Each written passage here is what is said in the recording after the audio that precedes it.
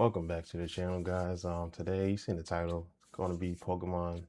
My opinion is pretty much on Pokemon versus Lorcana. Um, I do collect both. They're both a very big part of my childhood.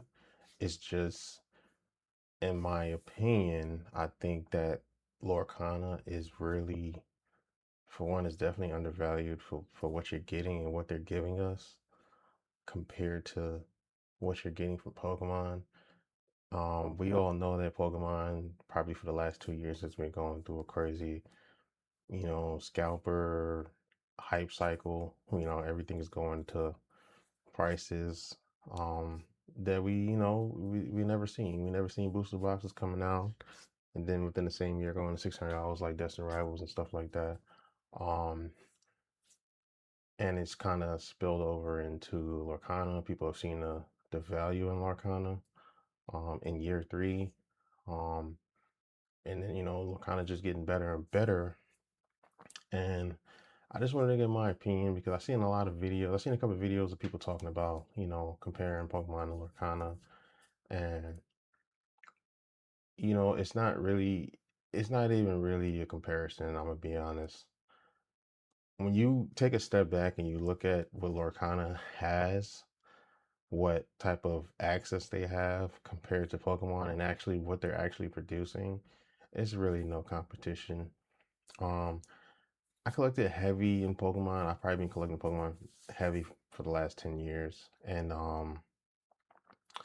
you kind of, especially now, maybe within the last year and a half, you kind of see what Pokemon is doing, and they're just being very lazy with what they're doing.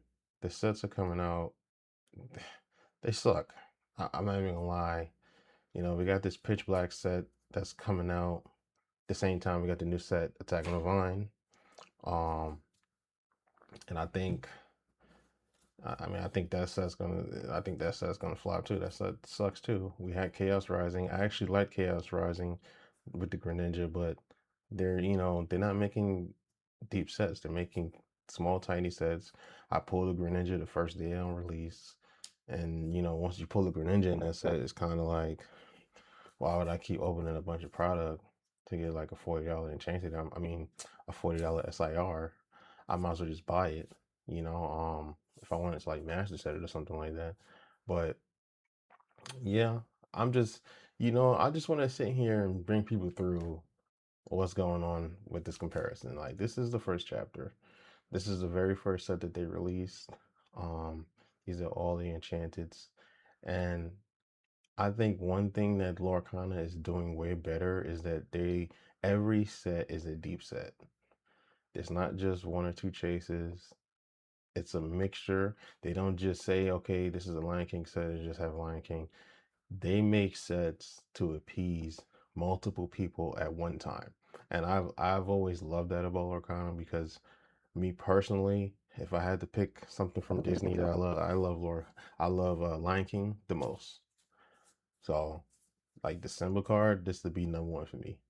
Elsa is not really my generation. I was born in the 90s, so Elsa really isn't my generation. It would kind of be, my daughter's generation or my niece's generation, maybe if you're like under, maybe if you're like under 18, like this would kind of be more of your speed. But, Mickey Mouse is my speed. Lilo and Stitch is kind of not as well. But definitely Simba, definitely Bella, and the Disney princesses, Aladdin, Genie. This is stuff that I grew up on. Pocahontas, Hades, Ariel, and stuff like that. That's what I watched when I was a kid. But just this set alone, it has so many different characters mixed all in one, which makes it a more deep set because majority of these characters I appreciate. So I'm not, yeah, I want the Simba, but if I was to pull the Mickey Mouse, I'm still going to be happy because I have that connection to Mickey Mouse. I have that connection to Genie as well. I have that connection to Aladdin, and that's the difference of like the problem with Pokemon right now is, I mean, besides the printing problem that they have, I mean, I personally think it's on purpose. I personally think even now they're holding back product, but that's another video. Do have another channel for Pokemon that I'm gonna continue to upload on. I know you guys didn't come here to really talk about Pokemon, but this is a comparison video. But I just want to, there's some people that don't really know about Pokemon.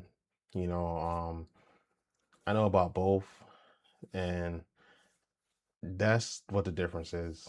Like when you look at Pokemon, the best sets that have been coming out, I mean, besides like Destined Rivals had a lot of good top chase cards, but it's been Prismatic and it's been Ascendant Heroes. Those have been the best two sets. And they're the best two sets because there's so many chase cards in there. There's so many, if you don't know, in Pokemon, a chase card is a special illustration rare. There's so many in both of those sets that the demand for them is so high because you know it's a lot of top cards, a lot of favorite Pokemon, and then there's so many of them. On top of that, people want to collect multiple cards in the set compared to these mainline sets that they've been coming out with, where it's just one or two chases. It doesn't, so it's not doing as well. And Lorcana has been doing this deep set thing every set, and I feel like they're giving you the best value, and Pokemon is kind of really cheating the game, and they've been cheating the game for a while, and which is kind of why I've kind of backed off of opening. Like if a set comes out and I like the card, I just buy the card. Um, really open as much, even with like I don't have time to run around and chase people around to get product and stuff like that. But Lorcana has been doing it right. Like we have this set here, which is in the first block. This is the first set, and then we have like my second in the second block. My favorite set is Shimmering Skies. It has Mufasa. This Mufasa card is crazy. See that? Mufasa card is crazy. It has the art, and then every card has nice art, and it's also a theme with the sets, which I love, is because as you can see with all the lights, Shimmering Skies, you can see with all the lights and everything, like all the characters, they can take the characters and put them in the theme and make them look amazing with the art. And this is another deep set. They're doing 15, 16 enchanteds, so it's just way more, it's just way more fun to open, especially if you're pulling chances. You're not gonna pull in chances like that, but I just think the opening experience and the chase is just better. And even if we go to like the latest block, Wilds Unknown, like there's a theme and all the cards are fitting into the theme of the set. And there's a bunch of chases. Like we have Toy Story, and just like I said, how they'll mix it up. They won't just say, okay, this is the Charizard set, and you just have a Charizard, and then you know there's nothing else in the set. We got the Incredibles in here, which I grew up on the Incredibles. I wish they would have had a Dash and a Violet Enchanted, but they are I think they have epics. So I mean that's cool. I mean I like epic cards, but wish they had enchantments to so you could complete the family and stuff like that. So but yeah, I just think Wakana is they're they seem to be way more planned out on what they're doing strategically, even from watching the lorecast and how they're saying like, yeah, we got our sets planned up to 2029, and they're saying that that's the next 12 sets. They're saying that very confidently, like, yeah, we got everything planned out. We know what we're gonna do. And I just think they're aware of the situation. I think they know that demand is growing, and I wouldn't be surprised if they have Disney. Ravensburger has Disney in their back pocket. I wouldn't be surprised if they're gonna make some arrangements to increase print runs.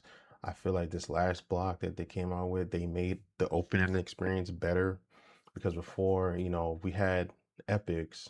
We didn't have epics. Epics were pretty much the old style of Enchanted. So they took that same style where it's borderless on the side and made those epics in the last block from Fable, Winter Spell, Whispers, and Wilds Unknown. And that made the opening experience better because now, we're pulling epics. So now it's not just like Enchanted or Legendary or Bust. You're getting like if you don't pull Enchanted, you may get a couple epics, and the epics are nice. It's the old style, which I like the old, you can say the vintage style. I mean, it's only been 3 years, but the vintage style of enchantments. I like that style with the epics. And you can see that Lorcana is they're taking the time, they're taking in information, and they're applying it real time and making stuff better.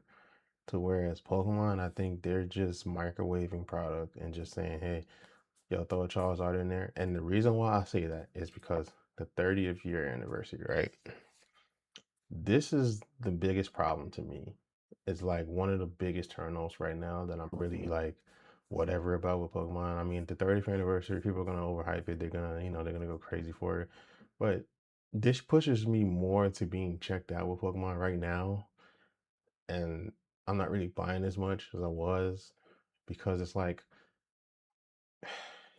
you're doing a 30th anniversary set. We just had the 25th anniversary. How many times are they gonna print this base set Charizard, man? It's like I can understand like we're in the mega block, we're in mega evolutions, you have all these megas, and now you're doing like, the anniversary set is pretty much they'll have a couple new cards, but it's really a reprint set. They're gonna reprint some of the greatest cards that we had. We've had 30 years of Pokemon cards. There are so many cards that can be reprinted to for people that never had access to them. And this like I feel like this would have been a great opportunity to kind of for them to make a really, really crazy deep set to get a lot of the newer people looking back at vintage and looking back at where Pokemon came from. Because right now they're only looking at the new stuff. And this was a great opportunity.